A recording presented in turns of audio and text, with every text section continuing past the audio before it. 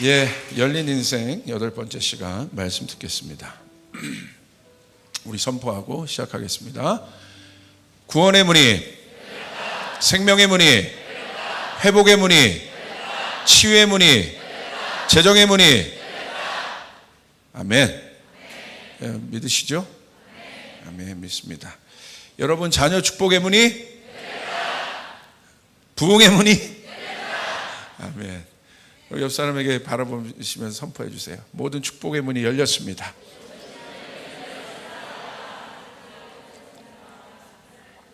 믿어야 이루어집니다. 오늘 열린 인생 8번째 제목은 고난, 다른 이유 없습니다. 그저 사랑하기 때문입니다. 고난, 다른 이유 없습니다. 그저 사랑하기 때문입니다. 우리 인생 가운데 일어나는 고난의 문제 참 어렵죠. 힘들어요. 고난의 특성이 예상치 못한 순간에 다가오는 것 아니겠습니까? 지금 다가오는 태풍도 매미급 이상의 태풍이라고 하는데 그 전문가들이 다 그렇게 얘기하잖아요. 도통 이 태풍의 길을 알 수 없다. 전혀 예측이 안 된다는 거죠. 안 왔으면 좋겠는데 저 남부지방에 상륙한다고 하니 또 걱정입니다. 기도해 주시길 바랍니다.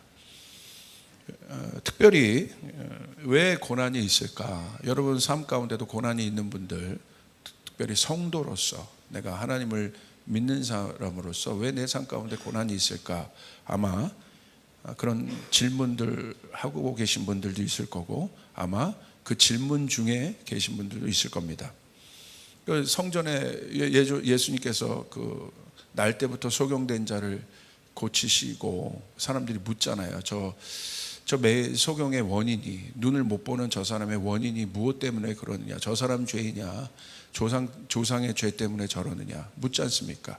근데 예수님은 의외의 대답을 하시죠. 뭐라고 대답하십니까? 하나님의 영광을 위해서. 예수님께서 그 소경의 눈을 뜨게 하셨는데 결국 그 소경의 고난이 해결됐고 그 고난은 궁극적으로 해결됨을 넘어서 예수님의 영광을 드러내신 사건이에요. 그러니까 성도에게 있어서의 고난은 반드시 하나님의 영광과 연결된다는 사실을 믿으시길 바랍니다. 여러분 나사로도 그렇잖아요. 나사로도 죽었어요. 근데 예수님께서 나사로를 살리십니다. 얼마나 큰 사건입니까? 근데 나사로가 죽었을 때 얼마나 많은 사람들이 고통 가운데 있었습니까? 그런데 나사로의 죽음은 예수 그리스도가 하나님의 아들이심을 드러내는 강력한 사건이었다는 사실. 그래서 우리의 삶 가운데 이해할 수 없는 고난들, 이해할 수 없는 고통들이 다가올 때 성도들은 다른 생각들을 우리가 좀 해야 합니다. 그래서 제가 이런 질문들을 좀 해봅니다. 고난이 영광으로 가는 통로라고 여러분에 말씀드렸고 또 팔복 강의에 보면 이 고난 받는 것이 복 있는 자라고 얘기하고 있다는 거예요. 이게 세상적인 생각에서는 어떻게 고난이 복과 연결될 수 있습니까? 그래서 제가 질문하는 거예요. 고난이 복이 될 수 있는가? 한번 우리 말씀 한번 보겠습니다. 마태복음 5장 10절, 마태복음 5장 11절부터 12절 우리 함께 읽겠습니다. 시작. 의를 위하여 박해를 받은 자는 복이 있나니 천국이 그들의 것임이라. 나로 말미암아 너희를 욕하고 박해하고 거짓으로 너희를 거슬러 모든 악한 말을 할 때에는 너희에게 복이 있나니 기뻐하고 즐거워하라. 하늘에서 너희의 상이 큼이라. 너희 전에 있던 선지자들도 이같이 박해하였느니라. 여러분 예수님은 마태복음 5장에 산상수훈을 하십니다. 이 산상수훈은 엄청난 복음이죠. 복음의 본질이죠. 그러면서 그 하이라이트인 팔복에 대하여 이야기하십니다.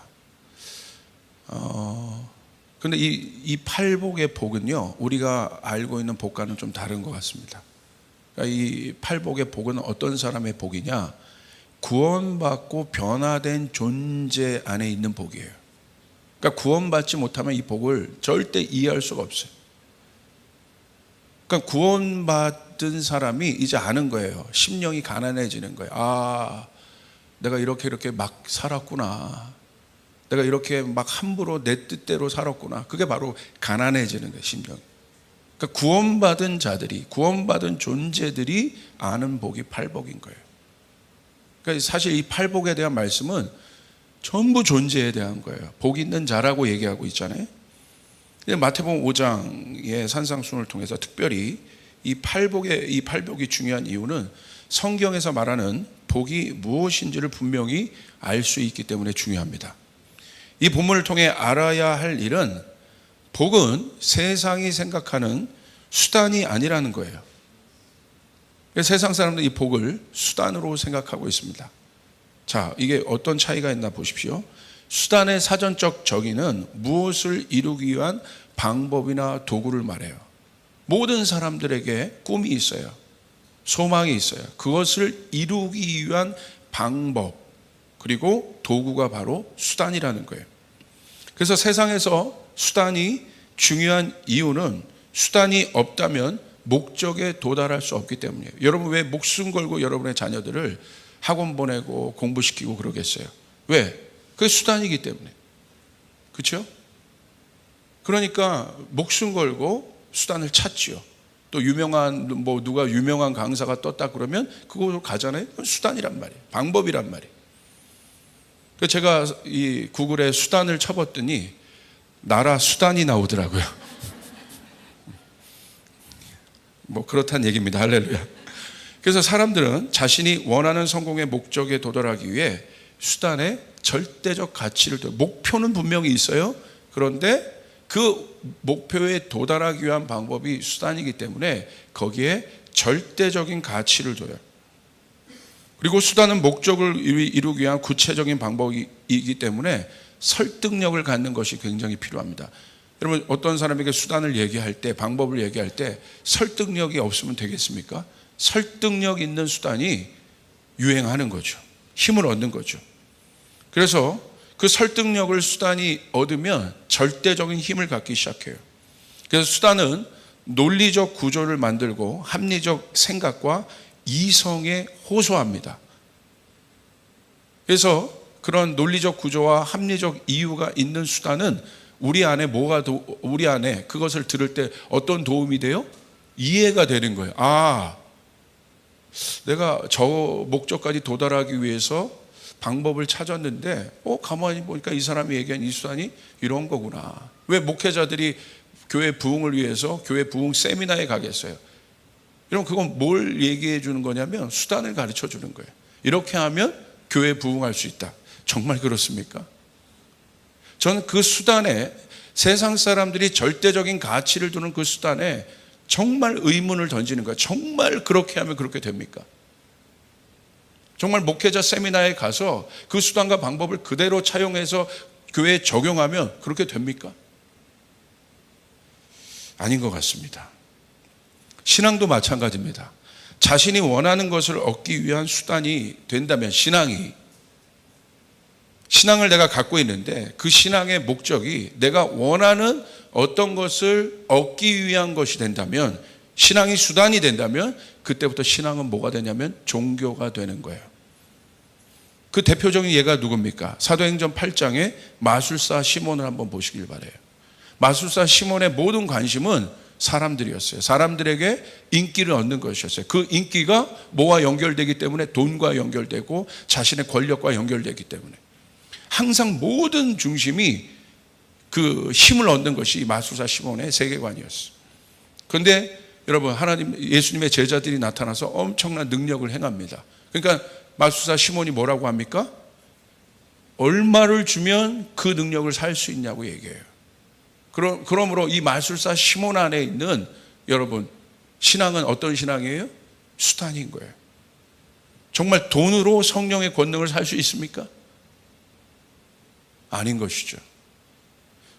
신앙이 수단이 될 때 우리는 종교인이 될 수 있다는 거예요.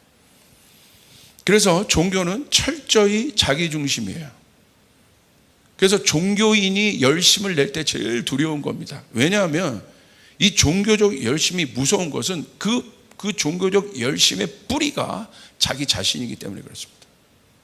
종교적 열심을 갖고 있는 사람이요, 목적을 향해 막 달려가잖아요. 그런데 그 목적에 반대되는, 쉽게 말하면 자기 뜻에 반대되는 어떤 것들이 나타날 때 이 사람은 견딜 수 없어요. 힘들어합니다.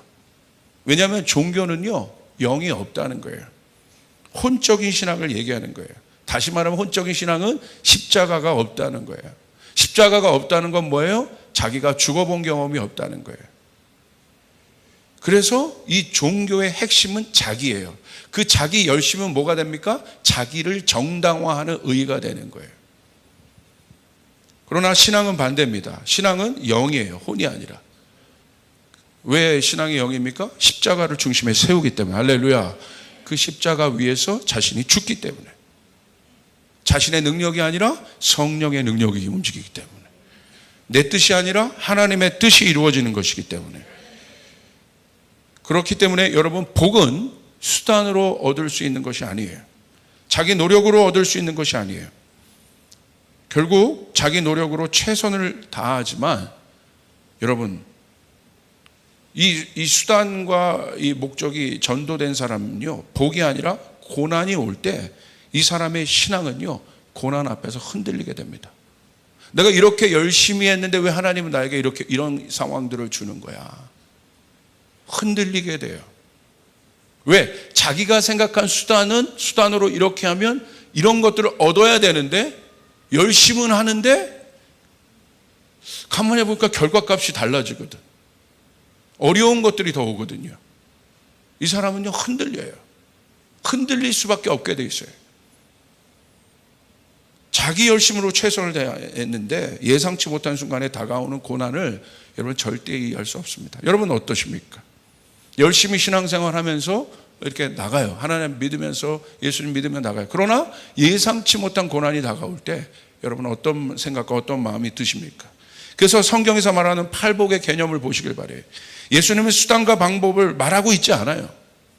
예수님 뭐를 말하고 있습니까? 존재를 이야기하고 있어요. 복 있는, 복 자체를 얘기하는 것이 아니라 복 있는 자가 어떤 자인지를 얘기하고 있는 것이에요. 할렐루야. 우리 자체가 복인 것이에요. 예수 믿고 구원받고 변화된 우리 존재 자체가 여러분 복이심을 믿으시길 바랍니다. 우리는 은혜로 구원을 얻은 것이에요. 우리의 힘으로 구원을 받은 것이 아닙니다. 예수님을 믿음으로, 그분의 은혜로, 우리의 공로가 아니라 그분의 은혜로 인하여 우리는 구원을 받은 것입니다. 할렐루야. 그렇기 때문에 우리 자체가 복 있는 자가 된 것이지, 내가 어떤 것들을 해서 복 있는 자가 된 것이 아니라는 거예요. 이것은 아주 큰 차이입니다. 복 있는 존재의 속성이 바로 그 성품이 바로 팔복인 거예요. 우리 존재 자체가 복입니다. 복이라는 수단이 중요한 것이 아니라 내가 어떤 존재인지를 아는 것이 더 중요합니다. 여러분, 존재가 수단이 될 수 없어요. 수단은 언제나 변하기 때문에 그래요. 예전에 여러분 10년 전에 가졌던 방법과 10년 후에 가졌던 방법이 맞습니까? 성공의 방법들이 달라지잖아요. 그렇기 때문에 이것은 진리가 아니에요. 변하는 것은 진리가 아닌 거예요. 10년 전에 여러분 입시했던 그 방법과 10년 후에 입시 방법이 같습니까? 달라요. 그러니까 힘든 거예요. 매번 바뀌는 거예요. 정권 바뀔 때마다 바뀌고, 사람 바뀔 때마다 바뀌고, 정책 바뀔 때마다 바뀌고. 왜? 수단이니까. 그러나 여기에 중점을 두고 따라가면 피곤한 인생이 되고 힘든 인생이 되는 것이에요. 마찬가지입니다. 여러분, 제가 여러분에게 말씀드리죠. 성도의 목적은 성공이 아니라 승리이다. 할렐루야. 성공이 목적이 되면 어려워지는 거예요. 여러분 자체가 이미 승리라는 사실을 믿으시길 바랍니다. 모든 것이 여러분 안에 있음을 믿으시길 바랍니다. 예수 믿음으로 말미암아 모든 복을 하나님이 여러분 가운데 허락해 주셨음을 믿으시길 바랍니다. 여러분 믿습니까? 그러므로 수단은 변하지만 존재는 변하지 않아요. 여러분, 무비보셋이 은총을 입었습니다. 자기가 여러분 역적의 여러분 손자가 되어서 처참한 인생을 살아가는 무비보셋이, 자신을 죽은 개처럼 여겼던 무비보셋이 왕의 은총을 받았어요. 다윗 왕의 은총을 받았어요. 무비보셋이 수단이 좋아서 은총을 받았습니까? 무비보셋이 왕에게 줄을 잘 댔나요? 로비를 했나요? 그래서 무비보셋이 지금 은총을 받았습니까? 무비보셋의 인생이 열린 것입니까? 여러분 잘 아셔야 돼요. 여러분 정말 승리하는 삶을 살고 싶습니까? 세상의 방법대로 하면 안 된다는 거예요. 세상의 방법은 수단과 방법을 가리지 않고 그것을 어떻게든지 얻으려고 연결해서 나가요. 그런데 여러분, 그렇게 해서 얻을 수 있지만 피곤한 인생이 되는 거예요. 눈치 보는 인생이 되는 거예요. 주도적인 삶을 살 수 없는 거예요. 세상의 방법대로, 세상의 방법이 시키는 대로 다 하면요, 어려운 인생이 되는 거예요. 불안한 인생이 되는 거예요. 두려운 인생이 되는 거예요. 어떠래도 행복을 가질 수 없어요. 해석이 안 되는 거예요. 그렇게 해서 얻었는데 불안하잖아요.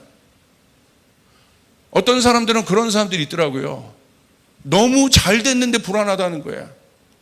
하도 어려웠을 때 경험이 있어가지고 이 잘됨이 불안하다는 거야.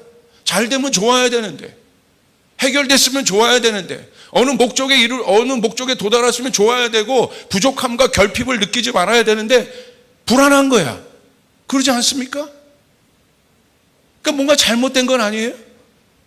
질문을 해봐야 되는 거예요. 여러분, 우리 자녀들을 키울 때도 내가 원하는 목적에, 세상이 원하는 어떤 목적에 내가 도달하겠어요. 그러면 여러분 행복해요? 문제가 없습니까? 문제가 다가올 때 여러분 대처할 수 있습니까? 당황하는 거예요. 왜? 이거 하면 괜찮을 줄 알았는데 예상치 못한 파도가 또 들어오거든. 그 예상치 못한 파도가 힘들게 하는 거예요. 어렵게 하는 거예요. 여러분, 무비보셋을 어떻게 설명할 수 있겠습니까? 여러분, 무비보셋 자체가 은총을 입은 자이기 때문에 복을 받은 거예요. 할렐루야. 아멘. 무비보셋이 뭔가를 연결해서 복을 받은 것이 아니라 무비보셋 자체가 요나단과의 언약으로 인하여 은총받은 자이기 때문에 하나님의 때에 문이 열리게 된 것이에요. 우리 사랑하는 성도님들의 가정에 이 은총의 문이 열어지길 바랍니다. 여러분이 복 있는 존재라는 사실 아시길 바랍니다. 옆 사람에게 얘기해요. 당신은 복 있는 자입니다. 내가 하나님 앞에 똑같은 거예요. 하나님 앞에 수단이나 도구가 되면 이게 종의 마음이고 고아의 마음들이에요. 이 사람들은요, 이 종교들은요, 고아의 마음들을 갖고 있어. 왜? 자기가 중심이니까. 아버지 하나님을 믿되 하나님을 신뢰하지 않아요. 그게 고아죠. 아버지가 있는데 아버지가 없는 것처럼 살아. 그게 고아인 거예요. 주인이 있는데 주인이 없는 것처럼 살아요. 그런 거예요. 그러니까 이런 사람들은 자기를 항상 뭐로 여기냐면, 자기는 그렇게 여기지 않지만 수단이나 도구로 여기. 하나님도 수단과 도구로 여기고. 왜? 무당은 그 자기가 신는 신을 뭘로 여기는 거예요? 수단이에요. 수단. 도구예요. 그러니까 그 신도 무당을 볼 때 뭘로 봐요? 도구로 보는 거야. 도구가 쓸모도 없으면 버려버리는 거야. 정성 다해 준비하지 않으면 귀신이 와가지고 해방 놓는 거예요. 그러니까 귀신을 막 두려워하죠. 그건 관계가 아닙니다. 서로 이용해 먹는 관계인 거예요. 우리도 마찬가지입니다. 하나님 앞에서 도구가 되면 자기를 수단이라고 생각하면 이 고난의 시간을 해석할 수 없어요. 이런 질문을 합니다. 내가 쓸모가 없나? 내가 버림받았나? 뭔가 정성이 부족하나? 이런 생각을 하게 됩니다. 그러나 내가 하나님 앞에 존재로 서 있다면 이 사람에게 있어서 지금은 이 과정이, 이 고난이 이해되지 않지만 이것은 과정일 뿐입니다. 할렐루야. 이걸 잘 알아야 합니다. 여러분, 바로 우리는 이 존재를 통한 절대적 믿음을 갖지 못한다면, 왜 제가 이 설교를 강조하느냐? 앞으로 고난의 시간들이 많이 올 거거든요. 성경에 보십시오. 마지막 때는 환난과 고난의 시간이에요. 이해할 수 없는 고난들이에요. 우리가 절대 그 시간들을 통과할 수 없습니다. 저희 청년들이 많이 오잖아요.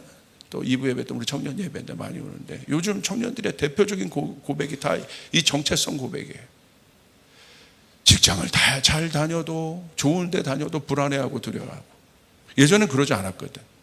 근데 지금은 달라요. 사회 자체가 너무 불안하고 두려워요.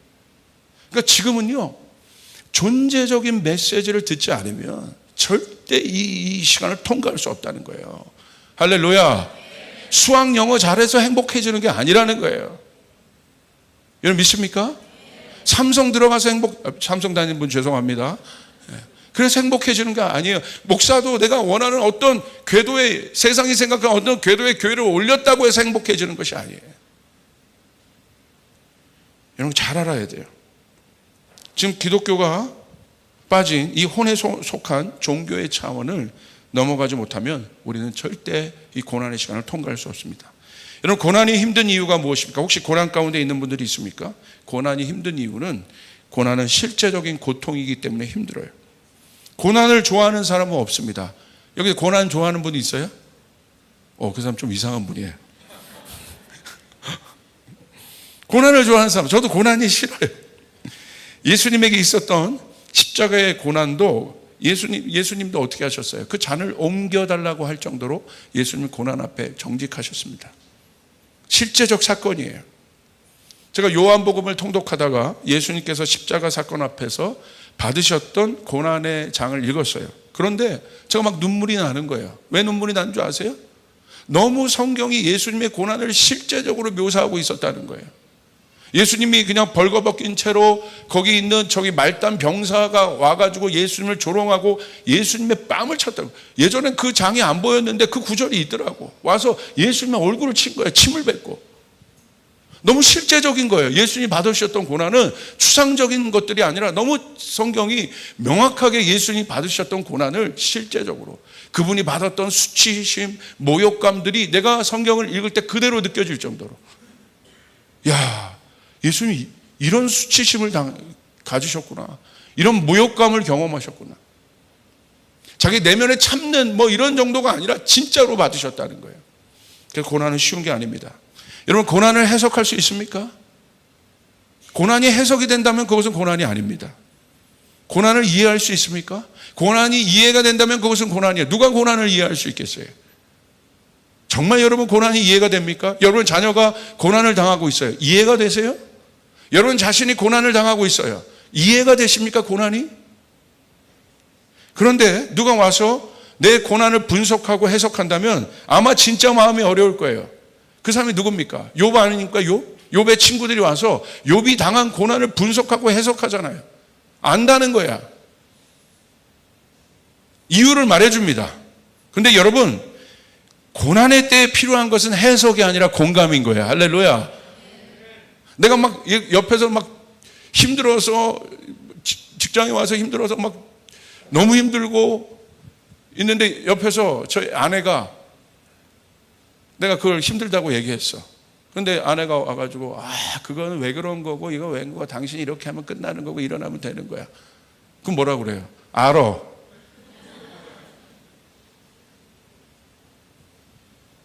우리 집은 그렇다는 게 아닙니다. 할렐루야. 그렇다는 거예요. 여러분 솔직히 제가 여기서 마침 고난을 여러분이 당한 고난을 막 이해하고 분석하고 이런 상황이고 무슨 도표를 갖다 놨고 그런 수치를 대고 여러분 이렇게 설교한다면 이해는 되겠지만 여러분 공감이 되십니까? 전 정직하게 얘기하는 거예요. 고난이 힘든 거라고. 고난은 어려운 거라고. 누가 육체의 고난이 있어 보세요. 야 극복해 이겨. 그럼 속으로 네가 아파봐. 마음으로 힘든 사람이 있어요. 근데 여러분 그 마음의 고난과 그 고통을 이해가 됩니까? 이해가 안 되죠. 이 욥의 친구들의 분석은 바로 선악과의 저주입니다. 이유를 발견해서 믿겠다는 교만의 보좌에 앉은 인간의 모습이에요. 어떻게 고난 가운데 이유를 발견합니까? 여러분 가운데 있었던 애매한 고난에 정말 이유를 발견할 수 있습니까? 저는 안 되더라고요. 하물며 이따가 보겠지만 아까 여러분 마태복음 5장에 본 것처럼 의를 위하여 박해를 받는 자는 복이. 왜 의를 위하여 박해를 받아야 돼? 의를 위하여 사는데 왜 내가 박해를 받아야 돼? 이유가 되냐고요. 근데 성경은 이 사람이 복 있는 자라고 얘기하고 있는 거예요. 절대 우리의 생각으로 고난을 이해할 수 없습니다. 혹시 그런 분들이 있다고 한다면, 고난을 설명하고 해석해 주려고 하는 사람들이 있다고 한다면 잘못된 거예요. 자 보세요. 더군다나 그 고난이 애매한 고난일 때 그래요. 저희 집의 고난은 저희 아버지가 예수 믿으면서 시작됐어요. 예수를 몰랐을 때 저희 집에는 고난이 없었어요. 왜? 아버지 돈 잘 버는 사람이었고, 그리고 뱃사람이고, 뭐 정말 그 당시에 돈 정말 잘 버셨거든요. 근데 미국에서 예수 믿고, 배에서 성서 일기 쓰다가 성령 받으시고, 그러다가 신학하기로 결정하고 저희 가정이 깨진 거예요, 아버지가. 역설적이에요. 우리 아버지가 예수를 안 믿었다면 제가 개척교회 아들로 살 필요가 없어요. 제가 외국인 근로자랑 살 필요가 없어요. 할렐루야. 살아보셨어요? 죄송합니다. 없잖아요. 예수 믿었기 때문에 받은 거예요. 저희 아버지가 개척교회 안 하셨다면 제가 토요일 날 3년간 교회 청소를 할 이유가 없는 거예요. 그건 저에게 고난이었어요. 고통이었어요. 저희 아버지, 할아버지가, 저희가 할아버지죠. 할아버지가 명동에서 큰 갈비집을 하셨어요. 명동 그 중앙에 있는 상업은행 있는 자리. 여러분, 그 갈비집, 그 땅이 얼마큼입니까? 그때 우리 예수 몰랐거든요. 근데 할아버지가 계속 예수 모르고 아버지도 예수 몰랐다면 저는 지금 여기 없을지도 몰라요. 할렐루야. 명동 갈비집 사장이 돼서, 여러분, 딴 데 라페스타 갈비집이에요? 명동이에요, 명동. 거기 땅값이 얼마예요? 평당 1억이잖아요? 제가 여기, 우리 할아버지, 아버지가 예수 몰랐다면 저는 여기 없었을지도 모른다 이거야. 그냥 좋은 차 타고 다니면서 안녕하세요 막 이러면서 왜 주일날 교회 와?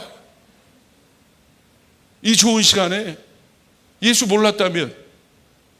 그렇잖아요? 물어보는 거예요. 그렇잖아요? 그렇지 않습니까?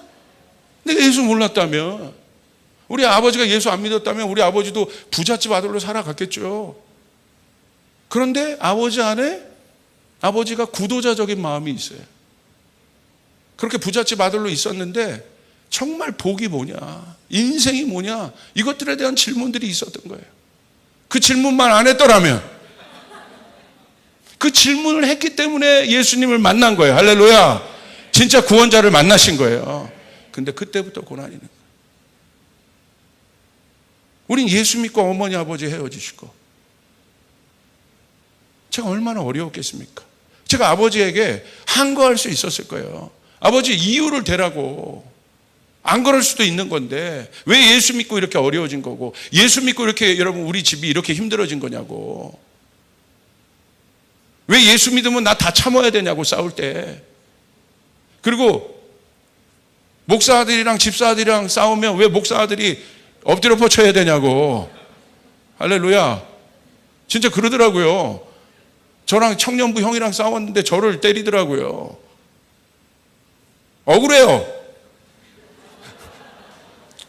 목사 아들인 게 죄야? 근데 왜 나를 혼내? 제가 아버지에게 항거할 수 있는 여러 이유가 있잖아요. 이 고난을 설명해 보라고 얘기해요. 10년간 외국인 근로자랑 왜 사냐고. 내가 지금 아마 이 방송을 보고 있을 텐데 아버지 진정하시길 바랍니다. 할렐루야. 이게 사연 아주 해결이 안 됐나? 할렐루야. 해결이 안 됐나? 해결된 줄 알았는데. 그러잖아요. 예수 믿었으면 의 때문에 왜 고난을 당합니까? 아니, 안 믿었으면 고난 받을 이유가 없잖아요. 세상 속에 세상의 방법들이 있어요. 세상의 성공의 방법들이 있어요. 그것 때문에 우리가 불합리한 조건에 취할 수도 있고, 때로는 억울하게 누명을 씌울 수도 있고 그래요. 근데 성경은 뭐라고 그래요? 사랑을 하고 그래. 참으라고 얘기해. 이쪽 뺨을 맞으면 저쪽 뺨을 대라고 그래. 오리를 더 가져라고 얘기해. 예수 안 믿었으면 그렇게 살 필요가 없는 거야. 예수 안 믿었으면 우리는 그 시간 가운데 들어갈 필요가 없는 거예요. 야, 너 그랬어? 이게 나를 뭘로 보는 거야? 무시당할 필요도 없어요. 그렇잖아요. 그 제가 아버지에게 그 질문을 막 했더니, 이 정도 제가 고난이었으면 저는 삐뚤어 나가기도 충분합니다. 전 아마 삐뚤어 나갈 거야 해도 여러분 이해하셨을 거야. 그런데 여러분 전 삐뚤어 나가지 않았어. 아니요, 조금 삐뚤어 나갔어요. 할렐루야. 그런데 제가 질문을 했더니 아버지가 그러더라고. 너무 중학교 때 어려워서 질문했더니 아버지가 저를 그 슈퍼마켓이 아직도 기억해. 그 슈퍼마켓 앞에서 막 질문했더니 아버지가 저를 그냥 안고 계셨어. 대답을 안 해주셨어. 지금 왜 나를 안고 있었는지 알 수 있을 것 같아. 무슨 얘기를 해줘요, 그 아이에게. 왜 지훈아 이런 상황이고 하나님 믿다. 어떻게 그걸 설명해 줍니까? 그 중학교 아이에게, 그 감수성 민감한 아이에게. 그냥 아버지가 할 수 있는 건 침묵 속에 나를 안고 있을 수밖에 없었다. 왜 우리는 그 이유가 그렇게 궁금한 겁니까? 인간은요, 이게 선악과의 저주라는 거야. 이유를 발견하지 못하면 견딜 수 없어요. 힘들어해요. 왜 하나님 왜 나에게 이런 시간을 허락하냐는 거야. 왜 하나님, 내가 하나님의 자녀인데도. 결국은 기도 시작하지만 마지막엔 그 이유 내놓으라는 거야. 교회에서도 마찬가지예요. 이유 내놓으라는 거야. 그럼 내가 움직일 테니까. 정말 이유를 얘기하면 움직입니까, 우리가? 납득이 되면 우리가 움직이는 존재냐고. 그런 존재, 하나님이 만드신 우리가 그런 존재냐고. 우리는 하나님의 자녀이기 때문에 움직이는 거예요. 할렐루야. 아멘. 내가 이유가 발견되지 않아도 아버지 밑에 살 수밖에 없었던 건, 뛰쳐나가지 않고 살 수밖에 없었던 건 아버지 자녀니까.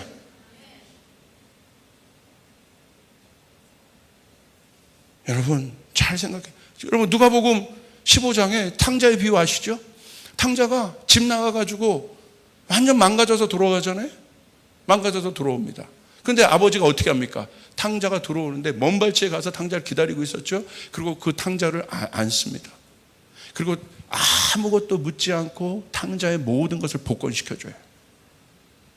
이유를 묻지 않아요, 아버지는 우리에게. 우리가 이유를 찾는 거지. 예배팀 해야 되는 게 이유가 있는 거예요?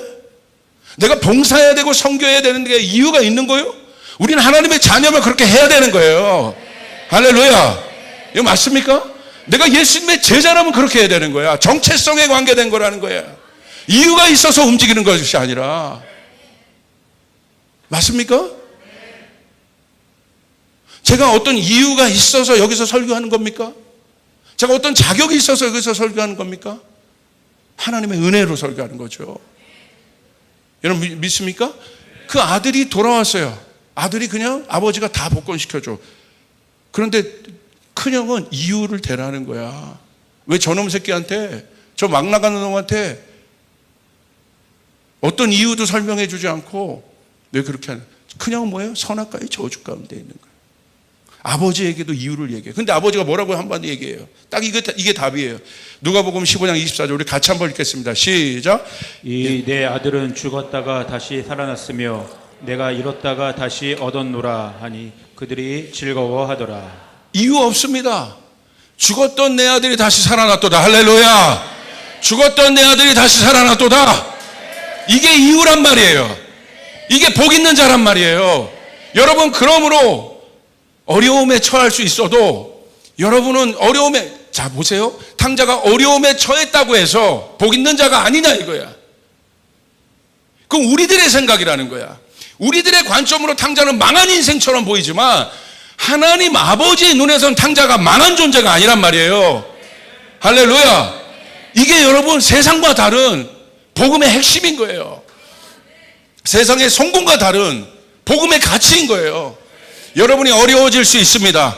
힘들어질 수 있습니다. 잠시 힘든 것 뿐입니다. 아버지에게로 오면 여러분은 여러분의 복의 존재가 된다는 사실 알아요. 다시 일어날 수 있는 것이에요. 그럼 그 고난은 뭡니까? 간단하죠. 고난은, 성도들에게 있는 고난은, 그 과정은 뭐냐? 첫 번째는 이 고난을 통해서 하나님은 여러분을 단련시키는 거예요. 여러분을 연단시키는 거예요. 믿으시길 바랍니다. 우린 고난이 없으면 연단되지 않아요. 우리는 고난이 없으면 정결해지지 않아요.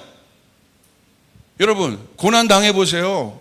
여기 교회가 메어 터져요. 왜? 고난 당하면 부르짖잖아요. 고난은 하나님을 찾는 힘이 있단 말이에요. 하나님을 찾게 한단 말이에요. 여러분, 예전에 기도원이요, 한국교회에 메어 터졌어. 근데 지금 기독교가 다 망했어요. 없어요. 왜? 등 따시고 배부른 거야. 하나님 찾을 이유가 없는 거야. 젊은 부부들 기도해야 될 이유가 없는 거야. 왜? 어렵지 않거든. 그렇게까지 목숨 걸고 내가 믿을 필요 없거든.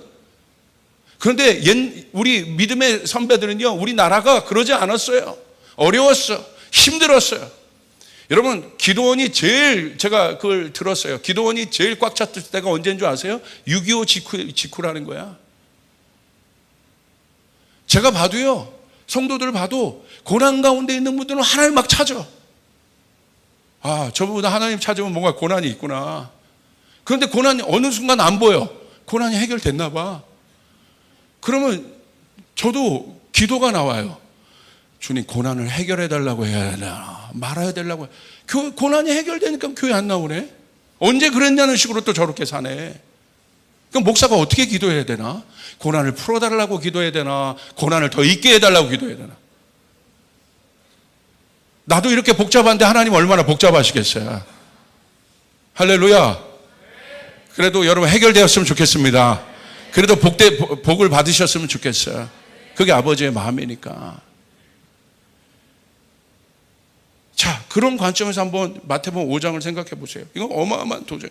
5장 10절 우리 같이 한번 읽읍시다. 시작. 의를 위하여 박해를 받은 자는 복이 있나니 천국이 그들의 것임이라. 마태복음 5장 11절 12절 시작. 나로 말미암아 너희를 욕하고 박해하고 거짓으로 너희를 거슬러 모든 악한 말을 할 때에는 너희에게 복이 있나니 기뻐하고 즐거워하라. 하늘에서 너희의 상이 큼이라. 너희 전에 있던 선지자들도 이같이 박해하였느니라. 여러분, 어마어마한 역설을 얘기하고 있어요. 어떻게 박해와 여러분 욕을 얻어먹고 세상에 우리를 거슬리고 악한 말을 하는데 우리가 복이 있다는 거야. 세상에서는 이런 상황이니까 보면 너 망한 놈이라고 그러는 거예요. 너 끝났다고 얘기하는 거야. 근데 왜 우리는 이러할 때 너에게 복이 있다. 왜 그렇습니까? 이것이 너희에게 있을 때 너희는 오히려 복 있는 자가 된다. 왜 그렇습니까? 여러분, 왜 그런 줄 아십니까? 주님 뜻대로 하려고 하면 고난을 받게 되는 거예요. 타협하면 고난이 없어요. 그러나 주님의 뜻대로 하려고 하면 고난이 있게 되는 거예요. 참아야 되는 것도 고난이고 내 성격대로 안 해야 되는 것도 고난이고. 왜? 여기서 우리는 그냥 그런 것이 아니라 내 뜻과 내 힘으로 하는 것이 아니라 하나님이 하실 수 있도록. 할렐루야. 내 방법대로 하는 것이 아니라 주님의 방법대로 그것들이 이루어지도록. 그 고난을 통해서 어떻게 보면 두 가지 이익을 얻는 거예요. 이 고난이 오히려 우리가 누구인지를 알게 되는 거예요. 오히려 여러분이 예수 믿기 때문에 여러분 가운데 고난이 있다는 것은 여러분이 진짜라는 걸 보여준다는 거예요. 아멘. 여러분, 그러므로 기뻐하시길 바랍니다. 아, 내가 제대로 가고 있구나. 우리 교회가 제대로 가고 있구나. 이 메시지를 듣는 것이 제대로 된 메시지를 내가 듣는 것이구나. 아멘. 좋다가 아닙니다. 어떻게 세상은 악한 것을 향해 수단과 방법을 가리지 않고 가갔는데 어떻게 거기서 우리가 하나님의 방법대로 사는 사람들이 의의 핍박을 안 당할 수 있습니까? 이제 이런 일들이 실제가 됩니다. 여러분, 지금 우리 청년회가 캐나다에 있는 어떤 자기 친구가 문자 메시지를 보내온 걸 지난주에 보내왔어요. 캐나다에서 법적으로 젠더 문제 통과시킨 거야.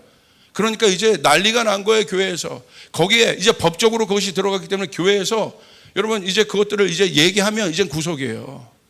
그러니까 캐나다에 있는 교회들이 지금 나오기 시작했어. 한인 교회들이 나오기 시작하는데 거기서 갈등들이 엄청난 거야. 뭡니까? 타협하면 괜찮은 거야. 따라가면 괜찮아. 그러나 그 법적으로 그것들이 정의될 때 나는 그거 할 수 없다. 그럼 어떻게 돼요? 고난이 오는 거야. 그러므로 성도가 받는 의를 위한 고난은 여러분 기쁨이에요. 아멘. 할렐루야. 이거 얘기하는데 아멘이 작아지시네. 아멘. 아멘. 우리는 여러분 이 땅에 소망을 두고 사는 자가 아니라 우리의 시민권은 하늘에 있다는 사실을 믿으시길 바랍니다. 어디를 기쁘게 하며 살 거예요? 여러분 사람을 기쁘게 할 것입니까? 하나님을 기쁘게 할 것입니까? 하나님을 기쁘게 해야 돼요. 하나님을 기쁘게 하면 모든 것을 여러분 얻을 수 있습니다. 자, 마지막 한 인물을 얘기하고 마치겠습니다. 오늘 마지막 여러분에게 나눌 인물이 베드로입니다. 베드로가 실패합니다. 예수님의 십자가 사건 위에 그 안에 있는 모든 것을 드러내고, 그 연약함의 모든 것을 드러내고 도망가요. 예수님 부인합니다. 근데 예수님이 나타나셔서 베드로에게 질문하세요. 너 어떻게 그럴 수 있냐? 어떻게 나를 버리고 그렇게 도망갈 수 있어? 근데요, 예수님 그 질문을 안 하시고 네가 나를 사랑하느냐라고 질문하시죠. 자, 보세요. 베드로의 고난과 고통을 사실대로 우리가 한번 본다면, 잘 보십시오. 우리는 베드로가 연약해서 그랬다고 우리가 지금까지 여기고 있는데, 사실 이건 베드로에게서 말하면 억울한 거죠. 왜 그렇습니까? 베드로의 인생에 누가 나타난 거예요? 예수님이 나타나신 거잖아요. 갑자기 베드로가 나도 예수님 따라가겠습니다, 그런 겁니까? 자기가 쫓아가서 예수님 믿은 겁니까? 잠잠히 평범한 삶을 살고 있는 인생 가운데 예수님이 나타나신 거예요. 그러더니 가만히 있는 베드로에게 금을 던지라고 하고 깊은 곳에 금을 던졌더니, 여러분, 베드로가 만선을 경험하고 베드로에게 질문하잖아요. 그냥 강제로 끌고 가지도 않아. 너 나 따라올 거야? 베드로의 인생 가운데 예수님이 안 나타났다면 베드로는 이런 고난을 겪을 필요가 없습니다. 베드로가 정말 연약해서 지금 고난을 겪은 겁니까? 베드로의 인생에 예수님이 없었다면 이런 고난을 겪을 이유가 없다는 거예요. 이런 고통의 시간을 보내지 않았을 거예요. 자기를, 예수님을 부인하는, 그것도 꼬마 계집아이 앞에서 예수님을 부인했던 자기를 볼 때 얼마나 수치스러웠을까요? 이 수치심을 느낄 필요가 없잖아. 이 모욕감을 느낄 필요가 없잖아요. 근데 왜 베드로가 이 죽음의 시간, 이해되지 않는 이 시간들을 통과하고 있는 것입니까? 그 이유는 예수 믿었기 때문이에요. 다른 이유가 없어요. 그것이 바로 베드로에게 그 시간까지도 풀리지 않는 의문이었을 거예요. 난 여기서 이렇게 망하는 건가? 갑자기 저 양반 나타나서 나 불렀고 나 예수님 따라간다고 했는데 결국 사건이 이렇게 됐고 예수님 없어졌고, 이 해석되지 않는 이 시간들 어떻게 할 거지? 베드로는 그게 고통이었을 거예요, 아마.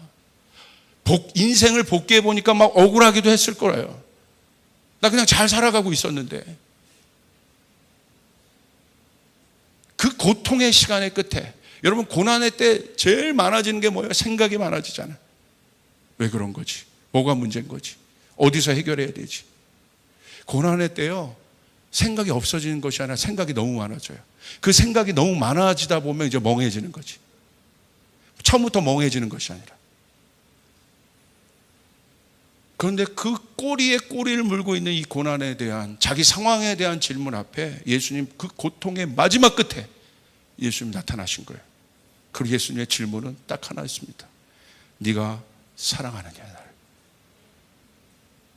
뭐에 대한 질문입니까? 베드로가 어떤 존재인지, 베드로가 연약해서 예수님을 떠났건 뭐 했건 그거 예수님이 관심도 없어요. 여러분, 연약해서, 여러분 고난 가운데 어려워서 막 그리스도인으로 하지 말아야 될 일들을 막 하고 그랬던 이런 거 여러분 관심 없어요. 죄송합니다. 괜히 내가 찔리고 내가 그런 거예요. 나 열받아가지고 나가서 술 한번 먹었어요. 하나님 믿는데. 그것 때문에 막 눌리고 하나님 앞에, 죄송하지만 하나님은요, 그 고난 때문에 막았던 그거, 제가 굉장히 조심스러운 말이지만 그건 본질이 아니야. 먹으면 안 돼요. 할렐루야. 먹으면 목사님이 그러셨어, 오늘 마시자. 또 이걸 이렇게 해석하면 안 돼. 꼭 그걸 그렇게 해야지. 분명히 먹지 말라고 그랬어요. 먹으면 안 돼. 그런데 예수님은 그것이 해결이 아니라는 거 아는 거예요. 예수님이 와서 딱 한마디 해주신 거예요. 내가 너를 사랑한다. 예수님이 베드로를 바라본 것은 수단과 방법이 아니에요. 하나님의 제자로 부르신 건 수단으로 제자를 부르신 것이 아니에요. 예수님 베드로를 부르신 건 내가 너를 사랑한다. 그 한마디에 베드로의 모든 고민이 풀린 거예요. 여러분, 연인이랑 막 기싸움하고 다투고 막 그럴 때도 의외로 한 거에 풀리잖아요. 할 때도 뭐 이유를 어쨌든 뭐 여기서 이 이유를 얘기하면 저 이유이 되고 내가 또 논리적인 사람에게 얘기하면 결국 이기게 돼 있어요. 할렐루야. 예. 근데 결국 어떻게 해요? 마지막 어떻게 끝나? 그냥 남자가 손잡고 여보 그냥 사랑해. 그러면 더 싫은가요? 작년 1분 더 싫은가? 제가 이게 비유를 잘못 들었나? 꼴도백실 이거 손이 아니잖아요. 이유가 어디 있어? 부부 사이에 사랑하는 관계 그 이유가 합당이 되면 여러분 내가 같이 살아요? 아닌 거잖아요. 예수는 딱 하나. 저도요 고난의 시간과 고통의 시간이 많았어요. 그런데 제가 고통의 시간에 답답한 건 이유를 발견할 수 없는 거예요. 그래서 제가 막 금식도 해보고 제가 첫 번째 개척하고 고난이 뭐였냐면 지하 성전 술집이었던 지하 성전이 있잖아요. 저희 성전 술집을 지하로 바뀌었어요. 거기 1년 저희가 렌트했는데 갑자기 주인이 와서 나가라고 하는 거예요. 이게 전혀 예상치도 못한 거고 그때 성도가 한 100명 정도 됐는데 보니까 다 청년들이고 돈 나올 만한 사람도 없고 헌금 야 큰일 났다. 제가 한 달을 시름시름 앓았어요. 누구에게 말도 못하고 이 말하면 다 불안해하고 어려워하면 어떻게 하지? 교회 떠나면 어떻게 하지? 막 그런 것도 막 별의별 생각이 많더라고요.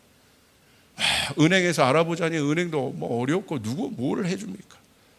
그래서 제가 금식을 시작했어요. 21일 금식을 막 쫄딱쫄딱 이거 끝나면 하나님 들어주시겠지. 그 21일 딱 끝나는 날 딱 나갔는데 오히려 그때 빨리 성전 비우라는 법원에서 이 용지가 하나 날라왔더라고. 할렐루야. 하나님 참 잘하십니다. 할렐루야. 하나님 잘하십니다. 21일 금식하고 이거 주시네요. 할렐루야. 어렵더라고요. 힘들더라고요. 그거 하나 붙잡고 왔는데 21일 제가 금식한다는 건 어떤 상황인지 아시죠? 이거 마지막 하나 걸며 왔는데 그래서 제가 이건 도저히 못하겠다. 포기해야겠다. 그래서 제가 저희 아내에게 그랬어요. 마지막 제가 제일 부끄러운 게 저희 아내에게 약한 모습 보이는 거예요. 여보 나 못하겠어. 나 목회 못할 것 같아. 힘들어. 포기할래. 최선을 다했어. 금식도 해보고 다 했어. 여보 마지막으로 나 지금 마음이 너무 어려운데 날 위해 기도 한 번만 해줘. 그랬더니 저희 아내가요 예언적 기도 이런 거 그런 거 안 해.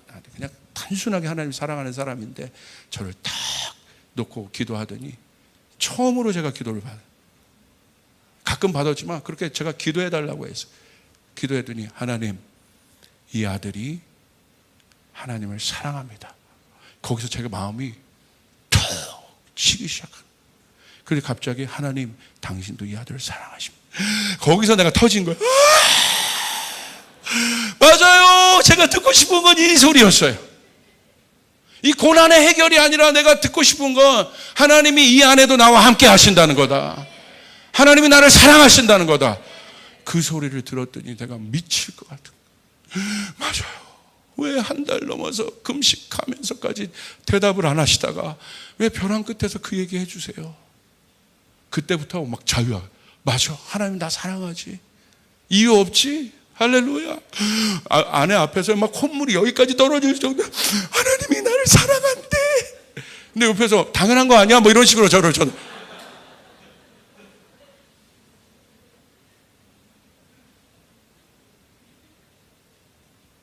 지금 마찬가지입니다. 여러분 이 고난의 끝에 결과는 그 문제 해결이 아니라 하나님이 여러분을 사랑하시는 거예요. 사랑하시기 때문에 그 시간을 주시는 거예요. 그러니까 그 사랑으로 내 시간이 해석이 되더라고. 그 다음부터 어떻게 됐습니까? 그 다음 주에 바로 여러분 그 교회 문제가 해결됐습니다. 할렐루야. 진짜 내 마음 안에 자유가 일어난 거예요.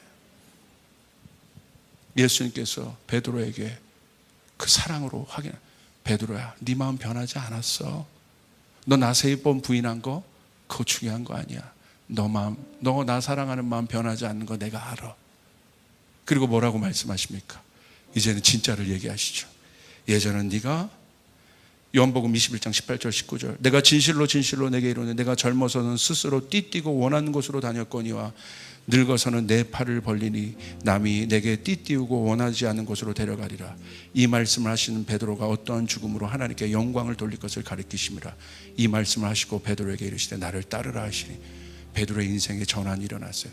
다시는 베드로가 고난 가운데 헷갈리지 않아요. 할렐루야. 얼마나 사도행전에 어려운 상황이 많습니까? 심지어 마지막에 죽을 때 거꾸로 매달 십자가에서 거꾸로 달려 죽겠다고 자기가 하잖아요. 이 담대함이 어디서부터 오는 건가요? 하나님이 베드로의 인생 가운데 원하는 게, 제 인생 가운데 원하는 게 뭔지 아시는 거야. 하나님 나를 사랑을 원하시는 거예요. 나는 하나님의 사랑받는 존재라는 거예요. 이 사랑이 모든 것을 이기는 거예요. 이 사랑이 모든 두려움을 이기게 하는 것이에요. 그때 우리는 자유할 수 있는 거예요. 내가 감옥에 있으나 어디 있으나 궁전에 있으나 자유할 수 있는 거예요. 하나님 없는 것이 지옥이요, 하나님 없는 것이 지옥의 인생이에요. 그러나 하나님이 있는 곳이라면, 여러분 저기 초가상간에 집을 짓고 살아도 하나님이 있으면 그곳이 천국이에요. 여러분 믿으시길 바랍니다. 하나님, 그 하나님. 여러분 이제 기억하십니까? 그래서 고난은 영광으로 가는 게이트예요. 고난이 우리에게 주는 의미는 딱 하나입니다. 그것을 통과해서 더 순결하고 더 성결하고 오직 주님만 사랑하는 그 마음만 담고, 그 마지막에 예수님 와서 딱 그거 하나 묻는 거예요. 딴 거 다 필요 없어. 네 안에 어떤 비전 다 필요 없어. 지훈아, 너 나 사랑하는 거. 거기서 주님과 하나가 되는 거예요. 하나가 되는 거예요. 주님과. 주님 고맙습니다. 거기에 이 세상, 모든 세상이 다 다르게 보이는 거예요. 할렐루야. 누구도 위로할 수 없어요. 고린도 3장에 불시험이 와서 모든 것을 태웁니다. 그 시험은 불과 같은 거예요. 그래서 어떻게 됩니까? 욥이 그 불시험을 통과할 때 뭐라고 고백해요? 딴 고백 안 하잖아요. 내가 정금과 같이 주가게 나오리라. 나는 정금이 되리라. 할렐루야. 섞여 있는 신앙이 아니라 나는 정금이 되리라. 여러분 다니엘의 사자굴, 요셉의 고난, 다윗의 고난, 욥의 고난, 제자들과 사도들의 고난, 예수님의 고난, 이유가 없습니다. 왜 그들이 그 고난 속에서도, 사자굴에서도, 감옥에서도 그들이 버틸 수 있었습니까? 이유 없습니다. 딱 하나입니다. 예수님 사랑하는 것. 예수님 사랑하는 것. 케르케고르는 베드로 성도의 고난에 대해서 이렇게 얘기했어요. 성도의 환난은요, 소망을 가져온다는 거예요. 환난과 소망이라는 상자가 우리 안에 있는데, 이 환난과 소망이라는 상자를 오픈할 수 있는 방법은 뭐냐면, 여러분 그거 아시죠? 용수철로 오픈되는 원리, 박스가. 근데 그거 어떻게 합니까? 압력을 가하면 확 이게 열리는 거잖아요. 우리 안에 그 소망과 비전과 꿈의 상자들이 여러분 안에 있습니다. 복의 상자들이 있습니다. 하나님의 고난이 우리 가운데 올 때, 케르케고르는 그래서 고난을 고난이라고 해석하지 않았어요. 그 고난이 우리를 누르지만 그 누르는 압력에 따라 우리 안에 있는 소망의 상자가 열려지게 되다. 할렐루야, 할렐루야. 그러므로 우리는 기뻐할 수 있노라. 그것이 영광인 것이, 기쁨인 것이. 누가 이 복 있는 자가 될 거겠습니까? 하나님 나라에. 고난이 이해되지 않습니까? 분명한 사실은, 여러분 그 여정 가운데 있는 분들이 있습니까? 축복합니다. 이 고난의 끝은 사랑입니다. 그것이 종지부가 되는 거예요. 여러분 내 마음에 사랑이 부어지며, 예수의 사랑이 부어지며 끝나는 거예요. 할렐루야, 할렐루야, 할렐루야. 이 사랑이 필요한 분은 아멘 해보십시오. 아멘, 아멘. 사랑이면 다 되는 거예요. 사랑이면 끝나는 거예요. 야, 나 그 문제 해결해 줄게가 아니라, 지훈아 내가 너를 사랑해. 거기에 다 있는 거예요. 그래서 제가 이거 막 감격해서 이 설교를 준비하는데 찬양이 하나 떠올라왔어요. 제목이 그저 사랑하기 때문이네. 다른 이유 없다. 그저 사랑하기 때문이다. 우리가 사는 이유 다른 이유 없다. 그저 사랑하기 때문이다. 우리 옆 사람에게 고백해보자. 그저 사랑하기 때문입니다. 그래서 이 찬양을 너무 하고 싶어가지고요, 제가 하려고 했는데 제가 용량이 부족해. 가만히 보니까 저희 교회에 전문 노래하시는 분들이 있잖아요. 우리 교회 최고의 또 뮤지컬 배우가 있죠. 제가 은율 자매에게 밤에 전화를 했어. 이렇게 전화를 해서, 새벽에 했나 낮에 했나 하여간 전화를 해서 이거 보내준다면, 이거 은율 자매 죄송하지만 이거 한 번만 불러주실 수 있어요? 그때 은율 자매가 이유가 뭐죠? 그렇게 한 게 아니라 목사님 해야죠. 당연히 해야죠. 왜냐하면 은율자매 어머니도 지금 고난 가운데 그렇거든요. 이거 한 번만 꼭 불러주세요. 그랬더니 목사님 제가 하겠습니다. 그래서 은율자매가 이 찬양을 준비했어요. 기대되시죠? 할렐루야. 옆 사람에게 얘기하겠습니다. 그저 사랑하기 때문입니다. 이유 없습니다. 그저 사랑하기 때문입니다. 우리 은율자매 나올 때 박수 한번 쳐주시기 바랍니다.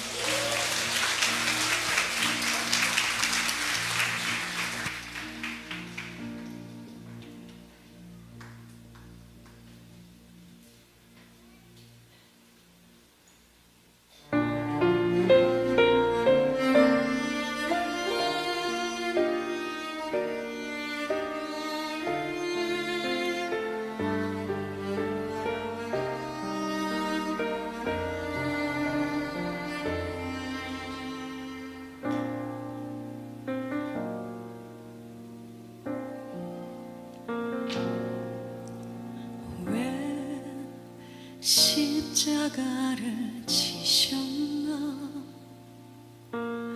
하늘 귀한 영광 버리고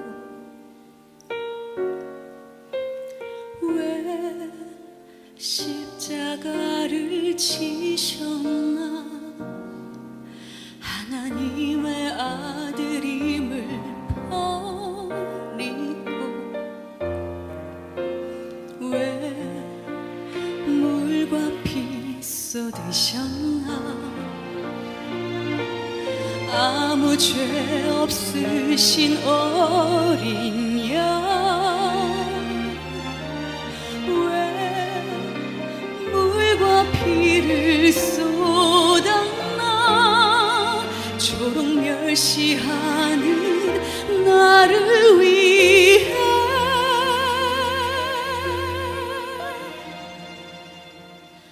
그저 사랑하기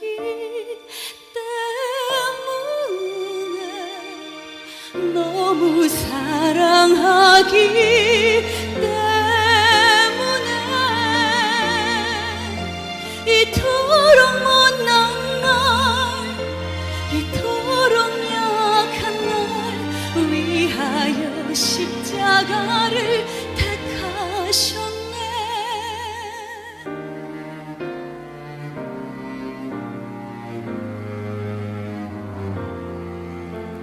왜 물과 피 쏟으셨나 아무 죄 없으신 어린 양 왜 물과 피를 쏟았나 초록 멸시하는 나를 위해 그저 사랑하기 때문에 너무 사랑하기 때문에 이토록 못난 날 이토록 약한 날 위하여 십자가를 택하셨네. 수도 없이 주를 부인했는데 아버지의 곁을 떠나 방황했었는데 주를 향해 돌 던질 때 나도 함께 있었는데 사랑받을 것 하나 없는데 왜 날 위해 그저 사랑하기 때문에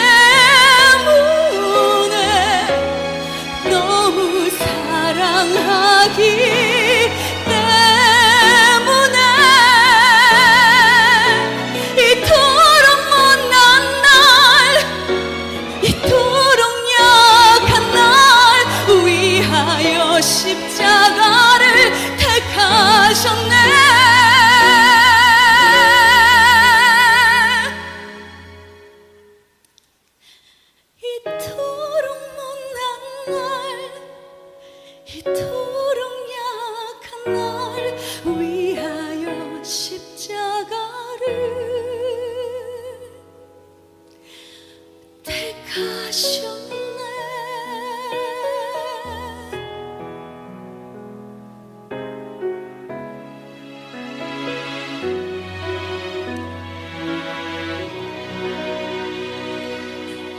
아멘, 아멘. 감사합니다. 우리 기도하겠습니다. 기도하겠습니다. 기도하겠습니다.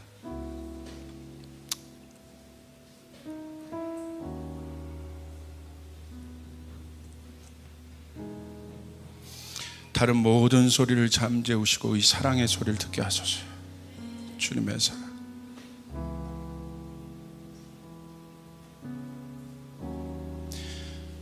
여러분, 주님의 사랑의 불이 여러분 가운데 붙기를 원합니다.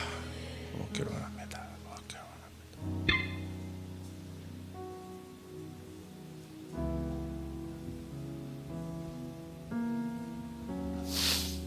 그 시간들을 통과하고 계신 분들, 주님 여러분 사랑하시는 거예요. 사랑이 아니면 해석이 안 돼. 어떻게 해석? 주님 사랑하기 때문에. 사랑이 아니면 어떻게 해석이 돼요? 어떻게 이해가 돼? 주님 사랑하니까.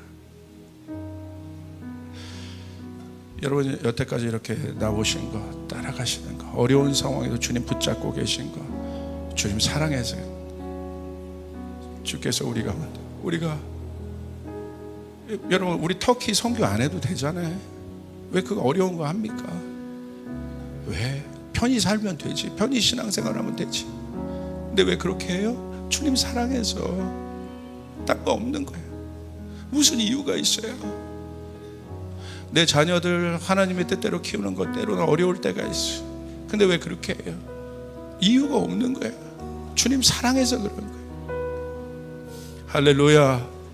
우리 가운데 이 사랑을 주께서 더하시길 바라며 사랑의 불을 더하시길 바랍니다. 우리 주님의 이름을 한번 부르고 한번 기도하며 나가겠습니다. 기도할 때 주님 내 마음 가운데 사랑을 더하여 주시옵소서. 이 고난을 통과하여 나갑니다. 사랑을 더하여 주시옵소서. 주님을 사랑합니다. 주님을 더 사랑합니다. 우리 주님의 이름 한번 부르고 기도하며 나갑니다. 기도합니다. 주여